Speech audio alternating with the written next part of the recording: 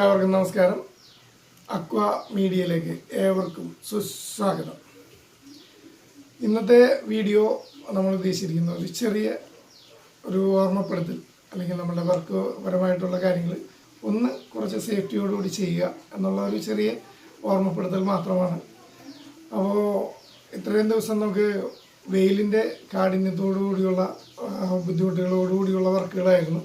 അപ്പോൾ പല ആളുകളും രാവിലെ മുതൽ ഒരു 11 മണി വരെയും അതിനുശേഷം ഒരു 3 മണി മുതൽ വൈകിട്ട് കുറച്ചധികം സമയമൊക്കെ ആയിട്ടാണ് എല്ലാവരും വർക്ക് ചെയ്തുകൊണ്ടിരുന്നത്. ഇപ്പോൾ മഴയെത്തി. നമ്മുടെ കേരളത്തിൽ എല്ലായിടത്തും ഇപ്പോൾ മഴ പെയ്തുകൊണ്ടിരിക്കുകയാണ്. പല ജില്ലകളിലും പല സമയങ്ങളിലായിട്ട് മഴ പെയ്തുകൊണ്ടിരിക്കുകയാണ്. അപ്പോൾ ഇപ്പോൾ കുറച്ച് ദിവസത്തേക്ക് നമുക്ക് സന്തോഷമായിരിക്കും. കാരണം ചൂടിൽ നിന്ന് തണവിലേക്ക് പോകുമ്പോൾ ഉള്ള ആ ഒരു സുഖം ചിലപ്പോൾ നമ്മൾ 1-2 ദിവസം അല്ലെങ്കിൽ ഒരാഴ്ച വരെ അത് എൻജോയ് ചെയ്യും. പിന്നീട് അങ്ങോട്ട് നമ്മൾ തന്നെ മഴയെ ശവിക്കും. പണ്ടാറടങ്ങുന്ന മഴ കാരണം നമുക്ക് വർക്ക് ചെയ്യാൻ പറ്റാത്തൊരവസ്ഥയാവും. അപ്പോൾ മഴക്കാലത്താണെങ്കിലും നമ്മൾ ജീവിച്ച് മുന്നോട്ട് പോകണമെന്നുണ്ടെങ്കിൽ തീർച്ചയായിട്ടും നമ്മൾ സാധാരണക്കാരെ ഒരു മിക്ക ആൾക്കാരും വർക്കുമായി ബന്ധപ്പെട്ട് ജോലി ചെയ്യുന്ന എല്ലാവരും നിർബന്ധിതമായിട്ട് വർക്ക് ചെയ്യേണ്ട അവസ്ഥ വരും. അത് മഴ ഉള്ള ടൈമിൽ സേഫ്റ്റിയോടുകൂടി മാറിയെന്ന് മഴ മാറി കഴിയുമ്പോൾ ഇറങ്ങി ജോലി ചെയ്യുന്ന സ്ഥിതിയിലേക്ക് നമ്മൾ വരും. അപ്പോൾ ഈ സമയങ്ങളിൽ ഈ മഴക്കാലത്താണ് വെൽഡിങ് സംബന്ധമായിട്ട് വർക്ക് ചെയ്യുന്ന സൈറ്റുകളിൽ കൂടുതൽ അപകടങ്ങൾ ഉണ്ടാകുന്നത്. അതായത് ഷോക്കേറ്റായിട്ടാണ് ഏറ്റവും കൂടുതൽ അപകടങ്ങൾ ഉണ്ടാകുന്നത്. ഇത് പ്രോപ്പറായിട്ടുള്ള വയറും കാര്യങ്ങളും ഉപയോഗിക്കാത്തത് കൊണ്ട് മാത്രമാണ്. നമുക്ക് മലയാളികൾക്ക് എല്ലാവർക്കും കൃത്യമായിട്ട് സേഫ്റ്റിയും കാര്യങ്ങളെല്ലാത്തിനെക്കുറിച്ചും വിവരവും കാര്യങ്ങളെല്ലാം ഉണ്ട്. പക്ഷെ നമ്മൾ ഇതൊന്നും ചെയ്യാറില്ല. അതാണ് പ്രധാന പ്രശ്നം. നമ്മൾ ആരും നമ്മളുടെ ജീവന് പ്രാധാന്യം നൽകുന്നില്ല എന്നുള്ളതാണ് പ്രധാനം. നമുക്ക് എന്തെങ്കിലും അപകടങ്ങൾ ഉണ്ടായിക്കഴിഞ്ഞാൽ നമ്മളെ ആശ്രയിച്ച് ജീവിക്കുന്ന നമ്മുടെ ഫാമിലി മറ്റുള്ളവരുടെ മുന്നിൽ കൈനീട്ടേണ്ട ഒരവസ്ഥ വരും. ഫേസ്ബുക്കിലൂടെ മറ്റുള്ള മാധ്യമങ്ങളിലൂടെയൊക്കെ സഹായത്തിനായി കേൾക്കേണ്ട അവസ്ഥ വരും. നമ്മളുടെ അകാല വിയോഗത്തിലായിരിക്കും ഇത്തരം കാര്യങ്ങൾ സംഭവിക്കുക. നമ്മൾ ജീവിച്ചിരിക്കുമ്പോൾ അവരെ കൊണ്ട് ഒരു കാരണവശാലും ഇത്തരത്തിലുള്ള കാര്യങ്ങൾ ചെയ്യാൻ അനുവദിക്കാറില്ല, അല്ലെങ്കിൽ അതിനുവേണ്ടി നമ്മൾ ഒരു കാരണവശാലും സാഹചര്യം ഒരുക്കാറില്ല. അപ്പോൾ തീർച്ചയായിട്ടും നമ്മൾ സേഫ്റ്റി നിർബന്ധമായിട്ട് പാലിക്കേണ്ട ഒരു കാര്യം കൂടിയാണ്. കാരണം നമ്മളുടെ ജീവൻ സുരക്ഷിതമായാൽ മാത്രമേ നമ്മളുടെ കുടുംബവും സുരക്ഷിതമാവുകയുള്ളൂ, കുടുംബത്തിനും ഉയർച്ചയുണ്ടാവുകയുള്ളൂ. അതിലൂടെയാണ് നമ്മളുടെ നാടും ഉയരങ്ങളിലേക്ക് എത്തുക. അപ്പോൾ നമ്മളുടെ വെൽഡിങ് വർക്ക് എല്ലാവർക്കും അറിയാവുന്നതാണ്. ഒരു 90% വൈദ്യുതി ഇല്ലാതെ നമുക്ക് വർക്ക് ചെയ്യാൻ സാധിക്കില്ല. ഒരു മിക്ക വർക്കുകളും വൈദ്യുതി ഉപയോഗിച്ചിട്ടാണ് ചെയ്യുന്നത്. അപ്പോൾ ഇതിൽ നമ്മൾ നിസ്സാരമായി കരുതുന്ന കാര്യങ്ങളാണ്. ആ ചെറിയ കാര്യങ്ങളൊന്നും ശ്രദ്ധിച്ചാൽ മാക്സിമം അപകടങ്ങൾ, ഒരു 90% അപകടങ്ങൾ നമുക്ക് ഒഴിവാക്കാൻ സാധിക്കും. അപ്പോൾ അതിൽ പ്രധാനമായിട്ട് മിക്ക സ്ഥലങ്ങളിൽ കണ്ടുവരുന്ന ഒരു സാഹചര്യമുണ്ട്. ഇപ്പോൾ സാധാരണ ഒരു മിക്ക ആൾക്കാരും വെൽഡിങ് ഫീൽഡിലേക്ക് വരുമ്പോൾ എന്താ പറയുക, പ്രോപ്പറായിട്ടുള്ള കാര്യങ്ങളൊന്നും അറിയണമെന്നില്ല. അവർ വർക്കുമായി ബന്ധപ്പെട്ട് ജോലി ചെയ്യുമ്പോൾ മിക്ക ആളുകളും ഇത്തരത്തിലുള്ള നോർമൽ വയറുകൾ ഉപയോഗിച്ചിട്ട് വർക്ക് ചെയ്യുന്നത് കാണാറുണ്ട്. ഇത്തരത്തിലുള്ള നോർമൽ വയറുകൾ ഉപയോഗിച്ചാലുള്ള കുഴപ്പം, ഇത് നമ്മൾ വെൽഡ് ചെയ്യുമ്പോൾ അതിൻ്റെ ഫ്ലെക്സ് വീണ് കഴിഞ്ഞാലും അതുപോലെ ഗ്രൈൻഡ് ചെയ്യുമ്പോൾ അതിൻ്റെ തീ തെറിച്ച് കഴിഞ്ഞാലും ഇതിൽ ഡാമേജ് ഉണ്ടാവും. അപ്പോൾ നമ്മൾ ഇത്രയും നാൾ വർക്ക് ചെയ്യുന്നത് വേനൽക്കാലവും കാര്യങ്ങളായിരുന്നു. അപ്പോൾ ആ സമയത്തൊക്കെ ഇത് ഡാമേജ് ഉണ്ടെങ്കിലും എന്തോ ഭാഗ്യം കൊണ്ട് നമ്മൾ രക്ഷപ്പെട്ടു പോയിട്ടുണ്ടാവും. പക്ഷേ ഇനി അങ്ങോട്ട് മഴയാണ്. മഴ വരുമ്പോൾ ഈർപ്പം ഉണ്ടാവും. നമ്മൾ വർക്ക് ചെയ്യുന്ന സ്ഥലങ്ങളിൽ ഈർപ്പം ഉണ്ടാവും, ജലാംശം ഉണ്ടാവും. നമ്മുടെ ശരീരത്തിലും ഈർപ്പം കൂടുതലായിരിക്കും. അപ്പോൾ ഇത്തരത്തിലുള്ള വയറുകൾ ഉപയോഗിച്ചാൽ ഇതിലെന്തെങ്കിലും ഡാമേജ്, ഇതേപോലെ ഫ്ലക്സ് വീണിട്ട് ഹോളായിട്ടൊക്കെ നിൽപ്പുണ്ടാവും. ആ സ്ഥലത്തൊക്കെ കയറി പിടിക്കുമ്പോൾ ഷോക്ക് അടിച്ച് ചിലപ്പോൾ നമ്മുടെ ജീവൻ തന്നെ നഷ്ടപ്പെടും. അപ്പോൾ ദയവായി ഈ വീഡിയോ കാണുന്ന വെൽഡിങ് വർക്ക് ചെയ്യുന്ന എല്ലാവരോടും ഒരു അഭ്യർത്ഥനയാണ്. ഇത്തരത്തിലുള്ള വയറുകൾ നിങ്ങൾ ഉപയോഗിക്കുന്നുണ്ടെങ്കിൽ ഈ നിമിഷം തന്നെ മാറ്റാൻ സാധിക്കുമെങ്കിൽ ഈ നിമിഷം തന്നെ മാറ്റുക. ഒരു കാരണവശാലും ഇത്തരത്തിലുള്ള വയറുകൾ വെൽഡിങ് വർക്കിനല്ല, ഒരു വർക്കിനും ഉപയോഗിക്കാൻ പാടില്ലെന്നാണ്. അതായത് വയറിങ്ങിനും കാര്യങ്ങൾക്കല്ല, നമ്മൾ ഈ മെഷീൻ ഉപയോഗിച്ചിട്ടുള്ള വർക്കുകൾക്ക് ഒരു കാരണവശാലും ഇത്തരത്തിലുള്ള വയറുകൾ ഉപയോഗിക്കരുത്. കാരണം ഇത് അറിയാലോ, പെട്ടെന്ന് ഡാമേജ് ആവും, ഷോക്ക് ഏൽക്കാനും നമ്മളുടെ ജീവൻ തന്നെ നഷ്ടപ്പെടാനും സാധ്യതയുണ്ട്. അതുകൊണ്ട് ഇത്തരത്തിലുള്ള വയറുകൾ ദയവായി എത്രയും വേഗത്തിൽ ഉപയോഗിക്കുന്നവരുണ്ടെങ്കിൽ എത്രയും വേഗത്തിൽ ഒഴിവാക്കാൻ ശ്രദ്ധിക്കുക. പിന്നെ നമ്മൾ ഉപയോഗിക്കേണ്ട വയർ എന്ന് പറഞ്ഞു കഴിഞ്ഞാൽ ഇപ്പോൾ ഇത്തരത്തിലുള്ള കോർ വയറുകളാണ്. കോർ വയറുകൾ എന്ന് പറയുമ്പോൾ ഇതിനുള്ളിൽ 2 കോർ 3 കോർ അങ്ങനെയുള്ള വയറുകളുണ്ട്. നമുക്ക് നോർമൽ വർക്കുകൾക്ക് വരുന്നത് 2 കോറും 3 കോറും മതിയാവും ഈ വെൽഡിങ് വർക്കിൽ നോർമൽ ചെയ്യുന്നതിന്. അതിൽ 2 കോർ വയർ ഉപയോഗിക്കുന്നത്, ഇതിപ്പോൾ 1 mm സ്ക്വയറിൻ്റെ 2 കോർ വയറാണ്. ഇത് ഉപയോഗിക്കുന്നത് നമ്മുടെ self drill hammer drill, cutting machine, അങ്ങനെയുള്ള ഉപകരണങ്ങൾക്കാണ് ഇത്തരത്തിലുള്ള വയറുകൾ ഉപയോഗിക്കുന്നത്. ഇത്തരത്തിലുള്ള വയറുകൾ ഉപയോഗിക്കുമ്പോൾ നമ്മളിപ്പോൾ പുതിയതായിട്ടൊരു മെഷീൻ മേടിച്ചു കഴിഞ്ഞാൽ അതിൽ ഏകദേശം ഒരു 1.5 മീറ്റർ 2 മീറ്ററിൻ്റെ അടുത്തുള്ള വയറുണ്ടാവും. അപ്പോൾ എല്ലാവരും ചെയ്യുക, ഇത്തരത്തിലുള്ള വയറുകൾ ഉണ്ടെങ്കിൽ പോലും ഇത് കൊണ്ടുവന്നിട്ട് അതിൻ്റെ 2 പിന്നിലേക്ക് കണക്ട് ചെയ്തിട്ട് ഇൻസുലേഷൻ ചെയ്യും. ഒരു കാരണവശാലും അങ്ങനെ ചെയ്യരുത്. കാരണം അവിടെ ലീക്ക് വരും. വയർ ഉപയോഗിക്കുമ്പോൾ എവിടെയെങ്കിലും ഇപ്പോൾ ഷീറ്റ് അടിക്കാനൊക്കെ ഡ്രില്ല് ഉപയോഗിക്കുമ്പോൾ ഈ 2 പിന്നിൻ്റെ ഭാഗം ഒരു ഇച്ചിരി തടിച്ചിട്ടായിരിക്കും. അപ്പോൾ അത് ഷീറ്റിൽ ഉടക്കാൻ എവിടെയെങ്കിലും ഉടക്കാനൊക്കെ സാധ്യത വരും. അത് വലിക്കുമ്പോഴൊക്കെ ഈ വയർ റിമൂവ് ആയി കഴിഞ്ഞാൽ അപകടം വരാൻ സാധ്യതയുണ്ട്. അപ്പോൾ അത്തരത്തിൽ ഉപയോഗിക്കാതെ പുതിയ മെഷീനാണെങ്കിൽ പോലും അതിൻ്റെ വയർ ഊരി മാറ്റിയിട്ട് പ്രോപ്പറായിട്ട് ഈ വയർ തന്നെ, അതായത് ഇത്തരത്തിലുള്ള 2 കോർ വയറിന് നേരിട്ട് മെഷീൻ്റെ ഉള്ളിൽ നിന്ന് വരുന്ന രീതിയിൽ കണക്ട് ചെയ്യാൻ ശ്രദ്ധിക്കുക. പിന്നെ ജോയിൻറ്റുകൾ ഒഴിവാക്കുക. നമുക്ക് ഒരു മെഷീൻ 20 മീറ്റർ വയർ വേണമെങ്കിൽ 20 മീറ്റർ ഒറ്റ വയറായിട്ട് തന്നെ ഉപയോഗിക്കാൻ ശ്രദ്ധിക്കുക. അതിൻ്റെ ഇടയിൽ ജോയിൻറ്റ് വരാതിരിക്കുക. ജോയിൻറ്റ് വന്നാൽ തന്നെ അത് പ്രോപ്പറായിട്ട് കൃത്യമായിട്ട് ജോയിൻറ്റ് ചെയ്തില്ലെങ്കിൽ അവിടെയും ഈ പറഞ്ഞ പോലെ ഷോക്ക് ഏൽക്കാനുള്ള അപകടം വരാനുള്ള സാധ്യത കൂടുതലാണ്. അതുകൊണ്ട് പരമാവധി അത്തരത്തിൽ ഉപയോഗിക്കാതിരിക്കാൻ ശ്രദ്ധിക്കുക. പിന്നെ വെൽഡിംഗ് മെഷീൻ ഉപയോഗിക്കുമ്പോൾ ഇത്തരത്തിലുള്ള 3 കോർ വയറുകൾ ഉപയോഗിക്കുക. അതും 2.5-ൻ്റെ വയർ ഉപയോഗിക്കുന്നതാണ് ഏറ്റവും നല്ലത്. അപ്പോൾ കൂടുതൽ ലോഡ് എടുക്കുന്നുണ്ടെങ്കിൽ തീർച്ചയായിട്ടും 2.5-ൻ്റെ വയറുകൾ ഉപയോഗിക്കാൻ ശ്രദ്ധിക്കുക. അതേപോലെ നമ്മൾ സ്വിച്ച് ബോർഡ് ഉപയോഗിക്കുമ്പോൾ അതിലും 3 കോർ വയർ 2.5-ൻ്റെ ഉപയോഗിക്കാൻ പ്രത്യേകം ശ്രദ്ധിക്കുക. പിന്നെ ഇത്തരത്തിലുള്ള വയറുകൾ ഉപയോഗിക്കുമ്പോൾ ഇതിൻ്റെ മെഷീനിൽ കണക്ട് ചെയ്തതിന് ശേഷം നമ്മൾ ഡ്രില്ലിൻ്റെയൊക്കെ ആണെങ്കിൽ അറ്റത്തൊരു 2 പിന്ന് കണക്ട് ചെയ്തിട്ട് വേണം സ്വിച്ച് ബോർഡിൽ കണക്ട് ചെയ്യാൻ. അല്ലെങ്കിൽ ഇപ്പോഴത്തെ മഴക്കാലമാണ്, ഞാൻ നേരത്തെ പറഞ്ഞ ഈർപ്പം ഉണ്ടാവും. നമ്മൾ ഈ വയർ നേരിട്ട് സ്വിച്ച് ബോർഡിലേക്ക് കണക്ട് ചെയ്യുമ്പോൾ ഷോക്ക് ഏൽക്കാനുള്ള സാധ്യതകളൊക്കെ ഉണ്ട്. അപ്പോൾ അത് ഒഴിവാക്കാനായിട്ട് 2 പിൻ കണക്ട് ചെയ്യുന്നത് നന്നായിരിക്കും. വെൽഡിംഗ് സെറ്റിലൊക്കെ ആണെങ്കിൽ മാക്സിമം 3 പിന്ന് കണക്ട് ചെയ്യാൻ ശ്രദ്ധിക്കുക. കാരണം വെൽഡിംഗ് സെറ്റ് പോലുള്ള മെഷീനുകളിൽ എർത്ത് നിർബന്ധമായിട്ട് കണക്ട് ചെയ്യണം.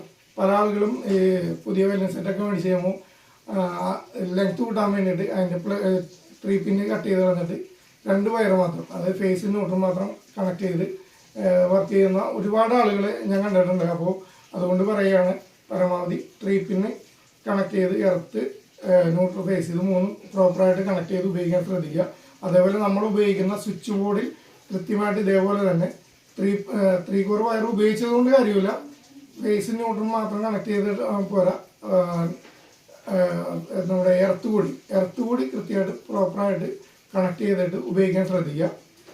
പിന്നെ മറ്റൊരു കാര്യം, ഇപ്പോൾ ELCB വർക്ക് ചെയ്യണമെങ്കിൽ ഞാൻ നേരത്തെ പറഞ്ഞ പോലെ 3 കോർ വയറായിരിക്കാൻ ഉപയോഗിച്ചാൽ ഈ ELCB കൃത്യമായിട്ട് വർക്ക് ചെയ്യുള്ളൂ. കാരണം എർത്ത് ഉണ്ടെങ്കിൽ മാത്രമേ ഇത് കൃത്യമായി പ്രോപ്പറായിട്ട് എവിടെയെങ്കിലും ബ്രേക്ക് ആയി കഴിഞ്ഞാൽ കൃത്യമായിട്ട് ഇത് വർക്ക് ചെയ്യുള്ളൂ.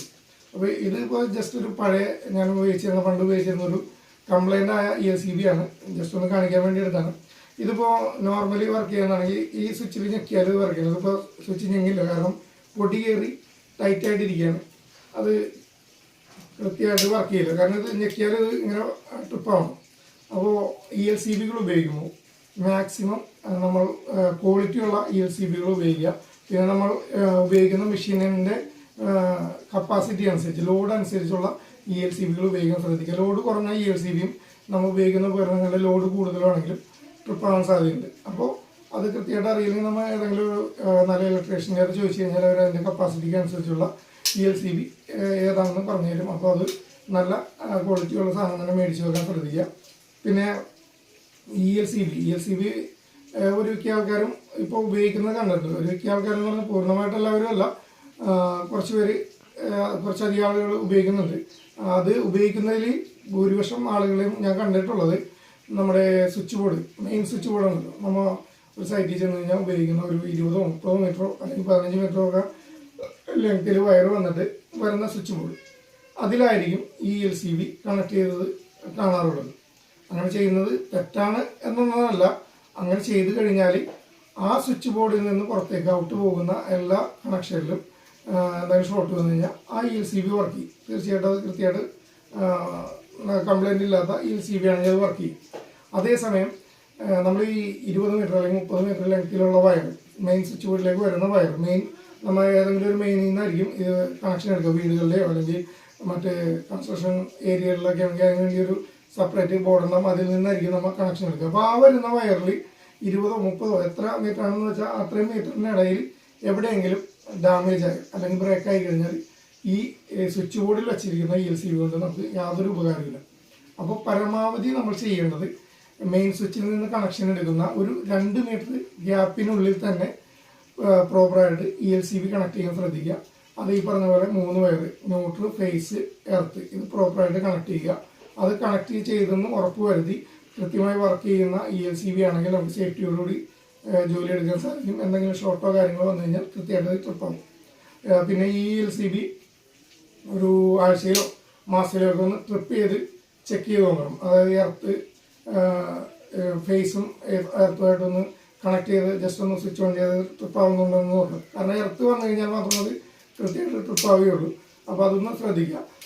അതേസമയം ഇത് വർക്ക് ചെയ്യുന്നില്ല എന്ന് കണ്ടു കഴിഞ്ഞാൽ തീർച്ചയായിട്ടും ആ ELCV വെച്ചിട്ട് നമ്മൾ മുന്നോട്ട് പോകരുത്.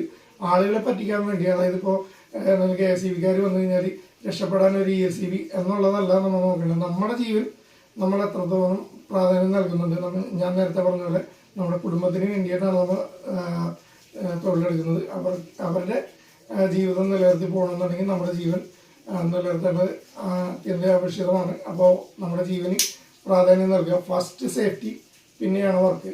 അപ്പോൾ ELCV കണക്ട് ചെയ്ത് തന്നെ ഉപയോഗിക്കാൻ ശ്രദ്ധിക്കുക. മറ്റേ നോർമൽ വയറുകൾ ഉണ്ടെങ്കിൽ അത് മാറ്റി 2 കോർ 3 കോർ വയറുകൾ ഉപയോഗിക്കാൻ ശ്രദ്ധിക്കുക. പിന്നെ മറ്റൊരു കാര്യം എന്ന് വെച്ച് കഴിഞ്ഞാൽ നമ്മളിപ്പോൾ കോർ വയറുകൾ ഉപയോഗിച്ച് കഴിഞ്ഞാൽ, ഇത്തരത്തിലുള്ള കോർ വയറുകൾ ഉപയോഗിച്ച് കഴിഞ്ഞാൽ നമുക്കിപ്പോൾ ഒരു 20 മീറ്റർ നീളമുള്ള കോർ വയറാണെന്ന് വിചാരിക്കുക. ജസ്റ്റ് നമുക്കൊരു 5 മീറ്റർ അല്ലെങ്കിൽ ഒരു 10 മീറ്റർ ഗ്യാപ്പിലായിരിക്കും വർക്ക് നടക്കുക. ബാക്കി ഈ വയറുകളെല്ലാം കൂടി ഇത്തരത്തിൽ മാടി, അതായത് ഇതേപോലെ ചുറ്റിയുടെ ഏതെങ്കിലും ഒരു പോർഷനിലിടും. അതിൻ്റെ വർക്ക് ചെയ്യുന്ന പ്ലഗിലേക്ക് കണക്ട് ചെയ്യും. ഇപ്പോൾ ഒരു 2 മീറ്റർ നീളമുള്ളെങ്കിൽ ബാക്കി ഉപയോഗിക്കുകയും ചെയ്യും. ബാക്കി വയർ അവിടെ കിടക്കും, ഇതേപോലെ അട്ടിയിട്ട് കിടക്കും. അപ്പോൾ ഇങ്ങനെ കിടന്നു കഴിഞ്ഞാലുള്ള കുഴപ്പം നമ്മൾ വെൽഡ് ചെയ്യുമ്പോൾ ഹീറ്റ് വരും. ഇത്തരത്തിൽ അടുപ്പിച്ചടുപ്പിച്ച് വയർ കിടക്കുമ്പോൾ ഹീറ്റ് കൂടുതലായിരിക്കും. അത് ഉരുകി ഷോർട്ട് ആവാൻ സാധ്യത കൂടുതലാണ്. വയറും ഡാമേജ് ആവും. അതേപോലെ തന്നെ നമ്മൾ അറിയാതെ കയറി പിടിച്ച് കഴിഞ്ഞാൽ നമുക്ക് ഷോക്ക് അടിക്കും. പിന്നെ ഈ ELCV പോലുള്ള കാര്യങ്ങൾ ഉപയോഗിക്കണമെങ്കിൽ അത് ഒഴിവാക്കാൻ സാധിക്കും. എന്നാലും ഇത്തരത്തിൽ വയറുകൾ ഇടാതിരിക്കുക. നമ്മൾ എത്ര ലെങ്ത്തുള്ള വയറാണെങ്കിലും അത് പരമാവധി ലൂസ് ചെയ്ത് ഇടുക. മീഡിയം വയർ വരുന്ന രീതിയിൽ ഇടാതിരിക്കാൻ ശ്രദ്ധിക്കുക. അത്തരത്തിലുള്ള കാര്യങ്ങളൊക്കെ ഒന്നും നമ്മൾ നോർമലി ചെയ്യേണ്ട കാര്യങ്ങളാണ്. ഇത്തരത്തിലുള്ള ചെറിയ കാര്യങ്ങളൊന്നും ശ്രദ്ധിച്ചാൽ പരമാവധി അപകടങ്ങൾ ഒഴിവാക്കാം. പിന്നെ മറ്റൊരു കാര്യം എന്ന് വെച്ച് കഴിഞ്ഞാൽ നമ്മൾ വെൽഡിംഗ് സെറ്റ് ഉപകരണങ്ങളൊക്കെ മഴ പെയ്യുന്ന സമയത്ത് നമ്മൾ സൈഡിൽ സുരക്ഷിതമായ സ്ഥലത്തേക്ക് മെഷീനും നമ്മളും ഒക്കെ മാറി നിൽക്കും. മെഷീനെ എടുത്ത് മാറ്റി നമ്മൾ മഴ മാറുന്നത് വരെ നിൽക്കും.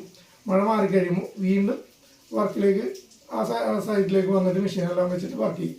ഈ സമയത്ത് മെഷീൻ ഒരു കാരണവശാലും താഴെ ഈർപ്പമുള്ള സ്ഥലങ്ങളിൽ വെക്കാതിരിക്കുക. കാരണം താഴെ വെള്ളക്കെട്ടുണ്ടെങ്കിലും അല്ലെങ്കിൽ ഈർപ്പം ഉണ്ടെങ്കിലും അതിലൂടെ നമുക്ക് ഷോക്ക് ഏൽക്കാനും അല്ലെങ്കിൽ മെഷീൻ കംപ്ലൈൻ്റ് ആവാനൊക്കെ സാധ്യത കൂടുതലാണ്. അപ്പോൾ എന്തെങ്കിലും ഒരു പലകയിലോ അല്ലെങ്കിൽ ഡ്രൈ ആയിട്ടുള്ള എന്തെങ്കിലും കട്ടയോ കാര്യങ്ങളോ എന്തെങ്കിലും വെച്ചിട്ട് ഉയരത്തിൽ വെക്കാൻ ശ്രദ്ധിക്കുക. ഇപ്പോൾ കട്ടയൊന്നും കിട്ടിയില്ലെങ്കിൽ ഇപ്പോൾ ഒരു കട്ട ഇട്ടിട്ട് അതിന് മുകളിൽ കാർഡ്ബോർഡോ പേപ്പറോ എന്തെങ്കിലും വെച്ചാലും മതിയാവും. അപ്പോൾ ഡ്രൈ ആയിട്ടുള്ള സ്പേസിൽ വെക്കാൻ ശ്രദ്ധിക്കുക. അതേപോലെ കട്ടിങ് മെഷീനാണെങ്കിലും എല്ലാം ഡ്രൈ ആയിട്ടുള്ള സ്പേസിൽ വെക്കാൻ ശ്രദ്ധിക്കുക. കാരണം ഇപ്പോൾ മഴ വരുമ്പോൾ നമ്മളുടെ കൈകളിലും ഈർപ്പം സ്വാഭാവികമാണ്. നനഞ്ഞ പൈപ്പൊക്കെ പിടിക്കുമ്പോൾ ഈർപ്പം വരും. അതുകൊണ്ട് കയറി മെഷീനിലൊക്കെ പിടിക്കുമ്പോൾ മെഷീനിലും ഈർപ്പം വന്നിട്ടുണ്ടെങ്കിൽ ഷോക്ക് ഏൽക്കും. അപ്പോൾ അതൊന്ന് ശ്രദ്ധിക്കുക. പിന്നെ മറ്റൊരു കാര്യം എന്ന് വെച്ചാൽ നമ്മൾ റീൽസ് ഇടാൻ വേണ്ടിയിട്ട് ചെറിയ ചാറ്റിൽ മഴയത്തൊക്കെ വെൽഡ് ചെയ്യുന്ന വീഡിയോസ് ഫോട്ടോസൊക്കെ എടുത്ത് ഫേസ്ബുക്കിലും ഇൻസ്റ്റഗ്രാമിലൊക്കെ ഇടും, മറ്റു മാധ്യമങ്ങളിലൊക്കെ ഇട്ട് അത് വൈറലാവും. ചിലപ്പോൾ ലൈക്കും കമൻറ്റും ഒക്കെ കിട്ടും. പക്ഷെ ആ സമയത്ത് അങ്ങനെ ഷോക്ക് ഏറ്റാൽ നമുക്കും നമ്മുടെ കുടുംബത്തിനും മാത്രമായിരിക്കും നഷ്ടമുണ്ടാകുക. ലൈക്കും ഷെയറും ചെയ്യാൻ ആരും ഉണ്ടാവില്ല. എല്ലാവരും ഫേസ്ബുക്കിലൂടെ സഹതാപ തരംഗങ്ങൾ പ്രകടിപ്പിക്കുമെന്നല്ലാതെ മറ്റൊരു നിവൃത്തിയില്ല. അതുകൊണ്ട് ചെറിയ ചാറ്റൽ മഴയാണെങ്കിലും മാക്സിമം ഈ വർക്കുകൾക്ക് ഇറങ്ങാതിരിക്കുക. കാരണം ഇലക്ട്രിക് ഉപകരണങ്ങളാണ് നമ്മൾ ഉപയോഗിക്കുന്നത്. കറണ്ട് വൈദ്യുതി ഉപയോഗിച്ചിട്ടുള്ള ഉപകരണങ്ങൾ ഉപയോഗിക്കുന്നതുകൊണ്ട് കൃത്യമായിട്ട് സേഫ്റ്റി നോക്കി മാത്രം ജോലി ചെയ്യാൻ ശ്രദ്ധിക്കുക. ഈ മഴക്കാലത്താണ് ഏറ്റവും കൂടുതൽ ഷോക്കേറ്റുള്ള അപകടമരണങ്ങൾ അടക്കമുള്ള അപകടങ്ങൾ ഉണ്ടാവാറ്. അതുകൊണ്ട് കൃത്യമായി പ്രോപ്പറായിട്ട് സേഫ്റ്റിയോടുകൂടി ജോലി ചെയ്യാനായിട്ട് എല്ലാവരും മാക്സിമം ശ്രദ്ധിക്കുക.